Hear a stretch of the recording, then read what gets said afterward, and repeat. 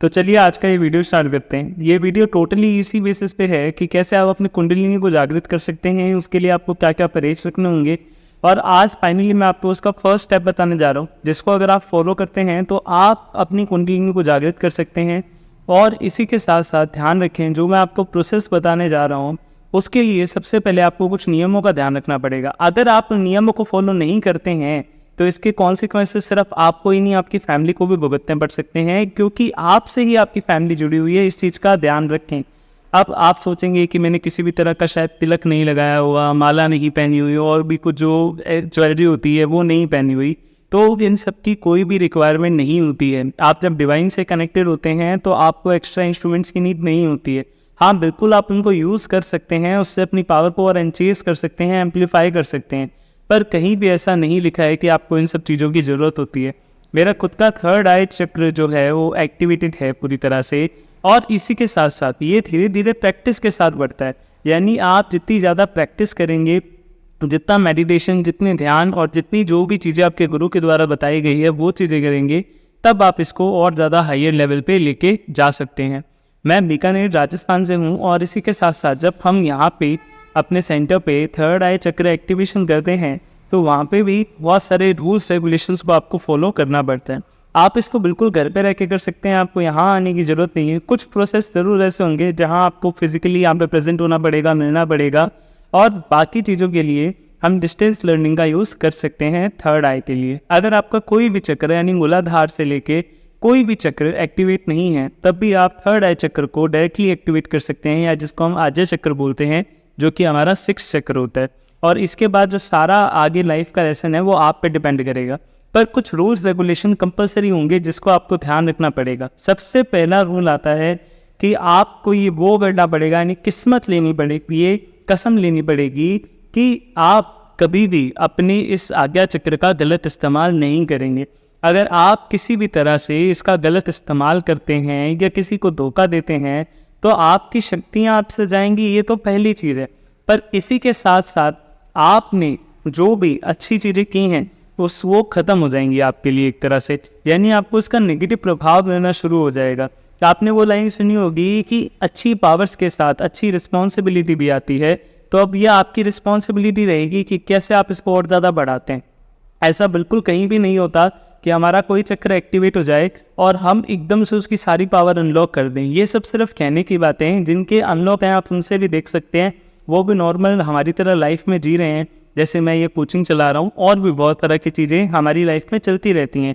हम धीरे धीरे प्रैक्टिस के साथ इसमें एक एक कदम से आगे बढ़ते हैं, और हम अपनी लाइफ में नई नई चीज़ों को सीखते हैं, एक्सपीरियंस करते हैं, और इसके लिए हमें गुरु का साथ ज़रूरी होता है। तो अगर आप मुझसे सीखते हैं तो मैं आपका गुरु होऊंगा, और आप जिससे भी सीखते हैं तो वो आपके गुरु होंगे। यहाँ पे एज का या किसी भी चीज़ का कोई मैटर नहीं करता, क्योंकि अगर आप किसी भी चक्र को एक्टिवेट कर पा रहे हैं, इसका मतलब आपने अपने पिछले जन्म में बाकी चक्रास को एक्टिवेट कर लिया है।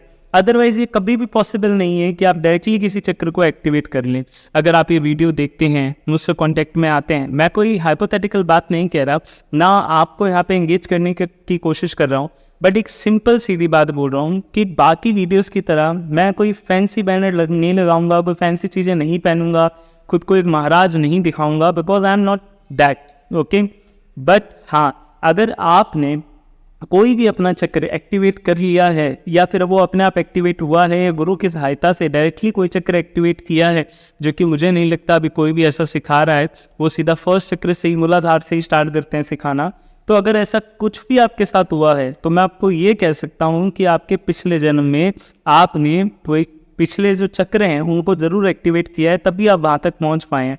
क्योंकि चक्रों की एक खास बात होती है, वो आपकी फिजिकल बॉडी से नहीं जुड़े होते, वो आपकी सोल से कनेक्टेड होते हैं। तो आपकी सोल ने जिस भी जन्म में जितनी भी मेडिटेशन की है, जब वो अगले जन्म में जाएगी तो वो मेडिटेशन भी उसके साथ में जाएगी। ये चीज़ कंपलसरी है, इसका ध्यान रखना।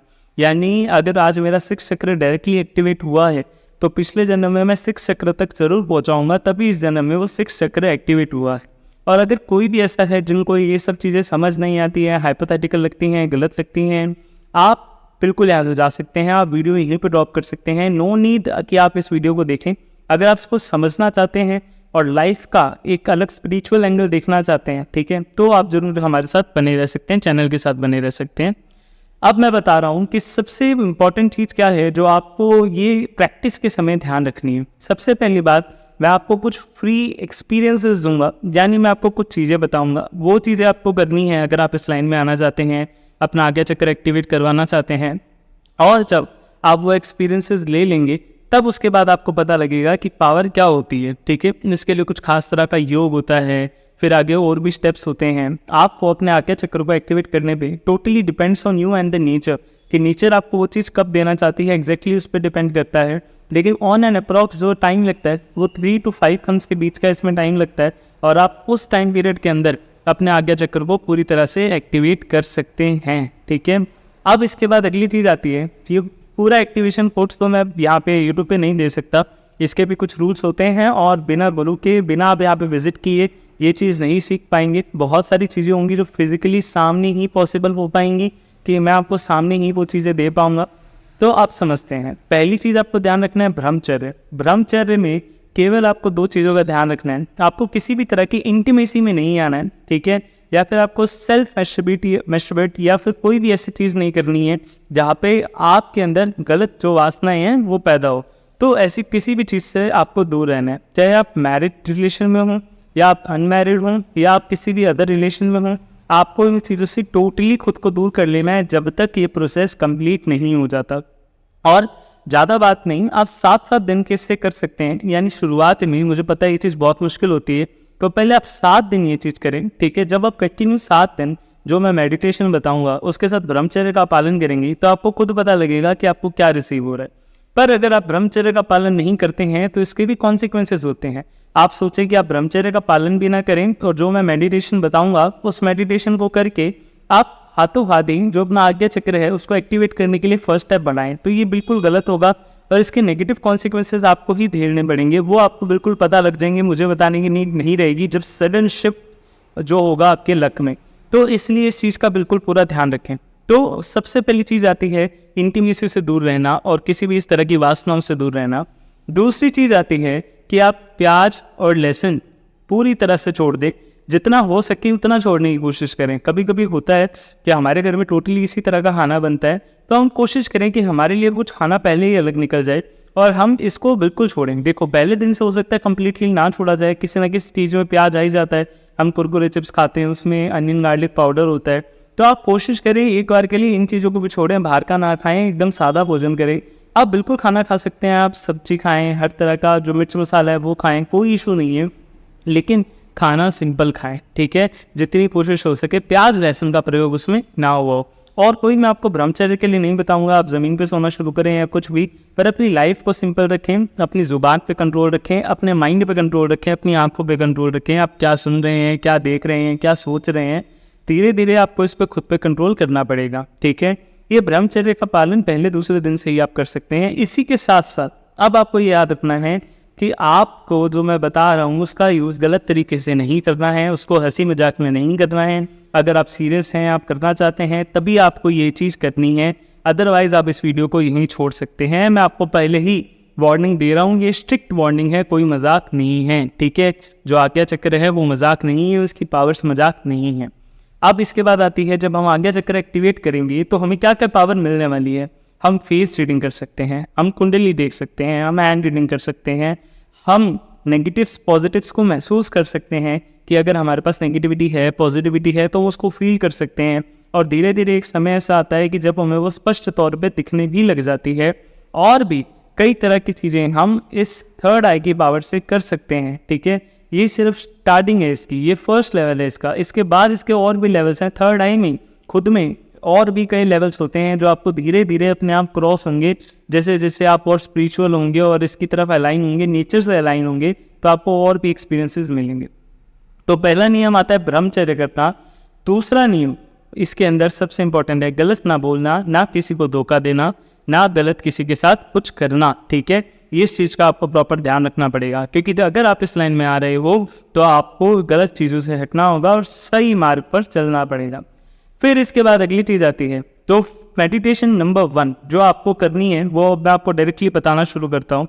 तो मेडिटेशन के अंदर आपको सबसे ज़्यादा ये ध्यान रखना है कि पहले आप एक शांत जगह पे जाएं, जो भी आपका रूम हो या कुछ भी हो, और उस रूम के अंदर आप आराम से ज़मीन पे लेट जाएं।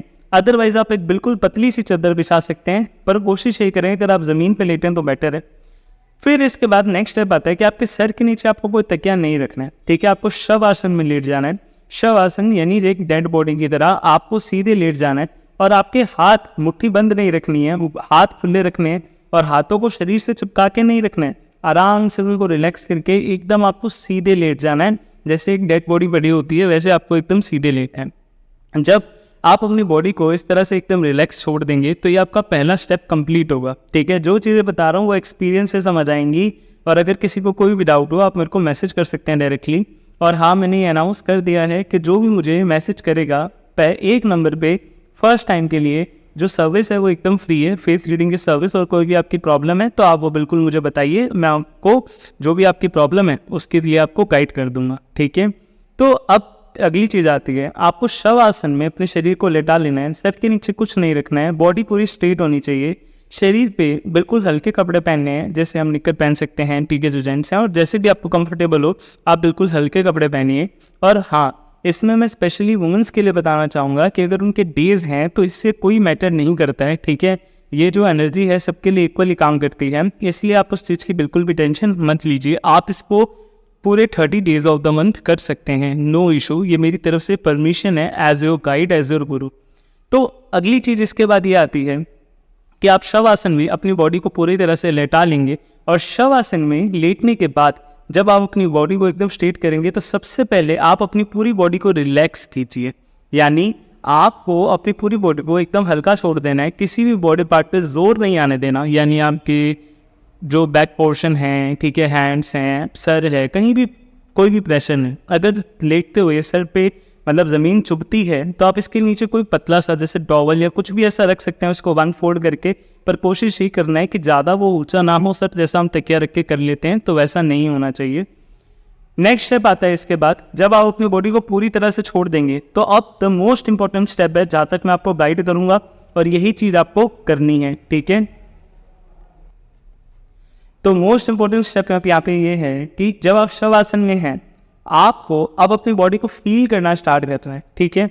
इस योग का नाम मैं आपको ज़रूर बाद में बताऊंगा, पहले आप इस पूरे प्रोसेस को समझे। अब आपको अपनी बॉडी को फील करना है, लेकिन किस तरह से? आपको सबसे पहले अपने टोस से, पैरों से शुरू करना है और आपको बस इतना फील करना है कि हाँ मेरे पैर हैं।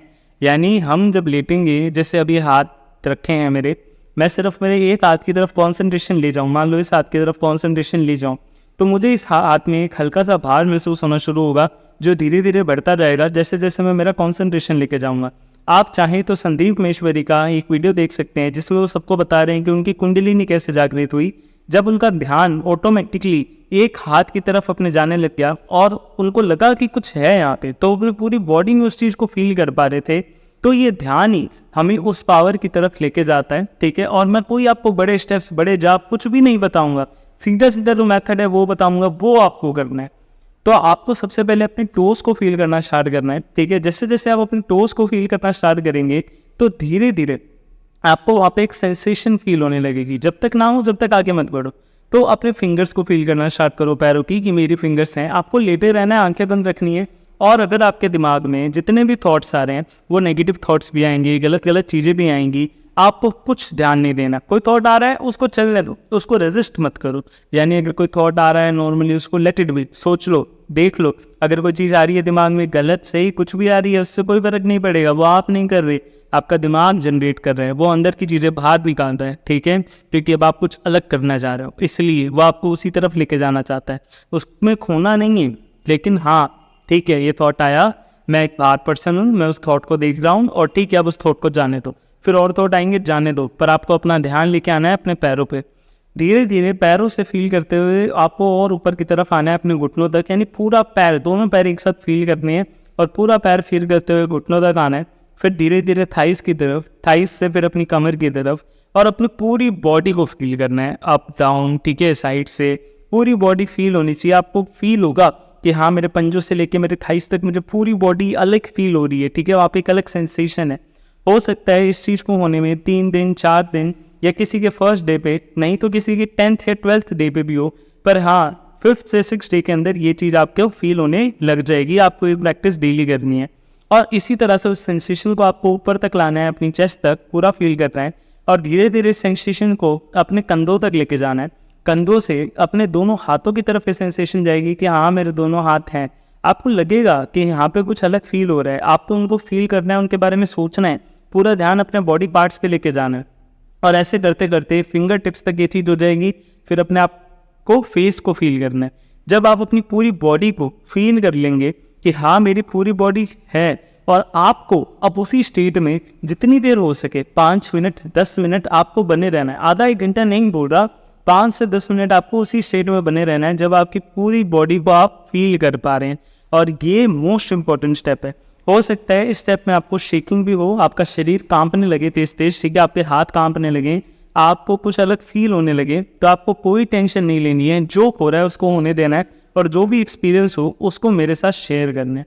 जैसे ही आप ये स्टेप कर लेते हैं तो आप एक कदम आगे बढ़ चुके होंगे। तो सबसे पहले आप ये स्टेप कीजिए और उसके बाद फिर उससे कांटेक्ट कीजिए। फिर मैं आपको अब नेक्स्ट वीडियो में बताऊंगा कि इसके लिए सेकंड स्टेप क्या है अगर आपको अपनी कुंडलिनी को जागृत करना है। तो ये पहला स्टेप है फील करने का, जो कि मोस्ट इंपॉर्टेंट स्टेप है। तो इसको आप